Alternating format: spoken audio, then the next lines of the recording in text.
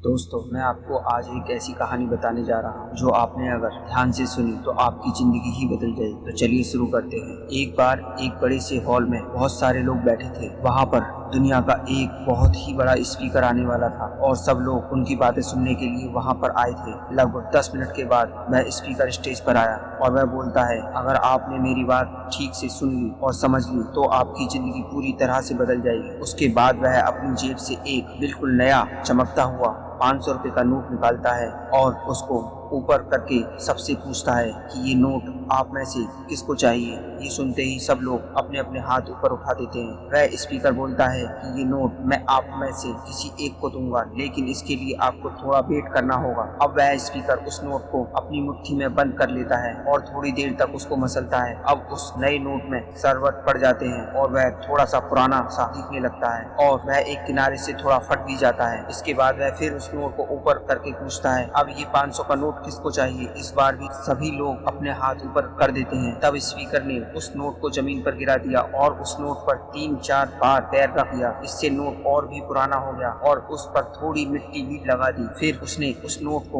ऊपर किया और पूछा कि अब बताओ, अब इस नोट को आप में से कौन लेना चाहता है। और इस बार फिर सबके हाथ हवा में ऊपर दिखाई देते हैं। स्पीकर अब नोट को फिर से नीचे गिराकर उसके ऊपर कूद कूद कर उसको दोनों पैरों से रगड़ देता है और उसके ऊपर चाय भी गिरा देता है। अब नोट इतना गंदा हो जाता है कि उसको पहचानना भी मुश्किल होता है। कोई भी उस नोट को देखता तो यही बोलता कि अब यह सिर्फ एक गंदा कागज का टुकड़ा है, अब यह बेकार है, अब यह बेकार है, इस दुनिया में इसकी कोई वैल्यू नहीं है। स्पीकर ने एक बार फिर उस नोट को उठाया और ऊपर करके सबसे पूछा, अब इस नोट को कौन लेना चाहता है। और इस बार भी सबके सब अपने हाथ ऊपर कर दिए। कितना भी गंदा पुराना मिट्टी में सना हुआ चाय का दाग लगा हुआ हो, लेकिन अभी भी वह 500 रुपए का नोट ही था। जिंदगी कई बार बड़े बड़े झटके देती है। आप एग्जाम में फेल हो जाते हो या जॉब के इंटरव्यू के बाद आपका सिलेक्शन नहीं होता। जब आपका बुरा समय चल रहा होता है और आप सिचुएशन का सामना कर रहे होते हो, उसके बाद आपको लगने लगता है कि आप सफलता के लायक ही नहीं है। आपको लगता है कि दूसरे लोग आपसे बेहतर हैं और आप किसी काम के नहीं हो,